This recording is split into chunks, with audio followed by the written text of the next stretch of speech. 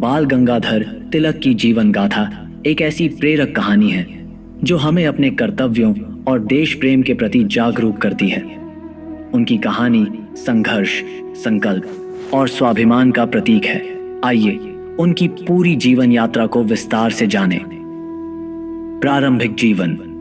बाल गंगाधर तिलक का जन्म 23 जुलाई 1956 को महाराष्ट्र के रत्नागिरी जिले के चिखली गांव में एक मध्यम वर्गीय ब्राह्मण परिवार में हुआ था।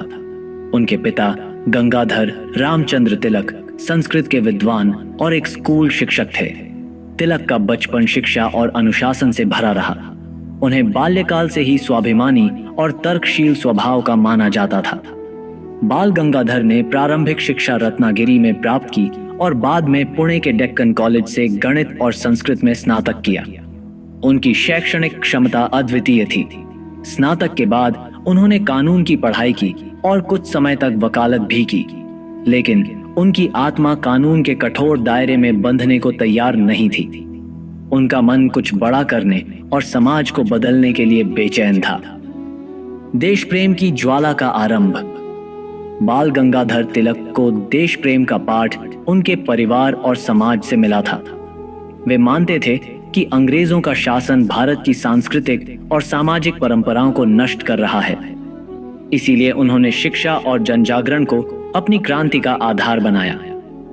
1970 के दशक में उन्होंने महाराष्ट्र में न्यू इंग्लिश स्कूल की स्थापना की, जो शिक्षा के क्षेत्र में एक क्रांतिकारी कदम था।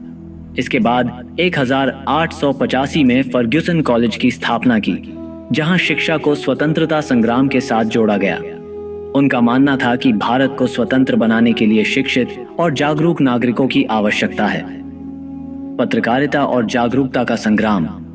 तिलक ने जनजागरण के लिए पत्रकारिता का सहारा लिया। उन्होंने केसरी मराठी में और मराठा अंग्रेजी में नामक अखबारों की शुरुआत की। इन अखबारों ने अंग्रेजों की नीतियों की कड़ी आलोचना की और भारतीय जनता को संगठित होने का आह्वान किया।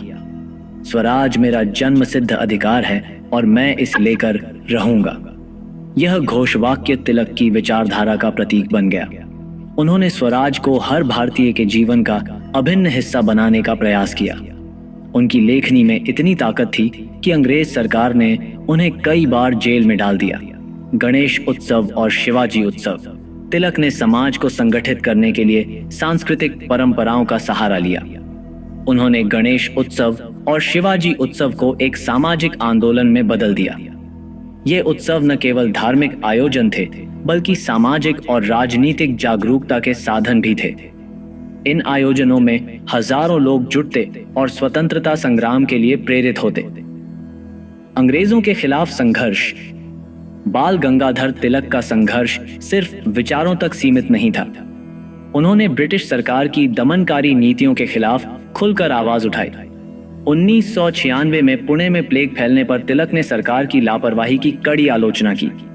उनकी इस आलोचना के बाद उन्हें राजद्रोह के आरोप में गिरफ्तार कर लिया गया और 18 महीने के लिए जेल भेज दिया गया। 1908 में उन्हें मुजफ्फरपुर बम कांड में शामिल क्रांतिकारियों का समर्थन करने के आरोप में फिर से जेल भेजा गया। उन्हें 6 साल की सजा सुनाई गई और मांडले जेल, बर्मा भेज दिया गया। मांडले जेल में समय और गीता रहस्य।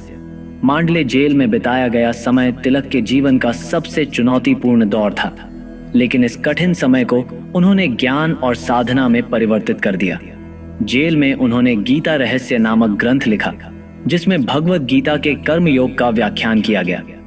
इस पुस्तक ने भारतीय स्वतंत्रता संग्राम के लिए वैचारिक आधार प्रदान किया। होम रूल लीग का गठन। जेल से लौटने के बाद तिलक ने 1916 में होम रूल लीग की स्थापना की। इसका उद्देश्य स्वशासन की मांग को जोर शोर से उठाना था। उन्होंने पूरे देश में सभाएं की और लोगों को स्वराज के महत्व को समझाया।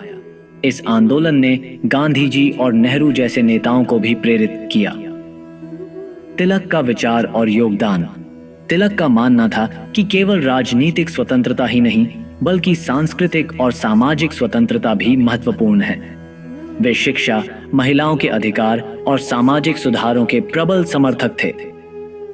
अंतिम समय और विरासत। 1 अगस्त 1920 को बाल गंगाधर तिलक ने अंतिम सांस ली। उनके निधन से भारत ने एक महान नेता खो दिया, लेकिन उनकी विचारधारा अमर हो गई। उन्होंने जो स्वराज का सपना देखा था, वह उनकी मृत्यु के 27 साल बाद साकार हुआ। निष्कर्ष, बाल गंगाधर तिलक की कहानी केवल उनके जीवन की नहीं, बल्कि हर भारतीय के लिए प्रेरणा की गाथा है। उनकी ऊर्जा, त्याग और संकल्प हमें यह सिखाते हैं कि असंभव को भी संभव बनाया जा सकता है।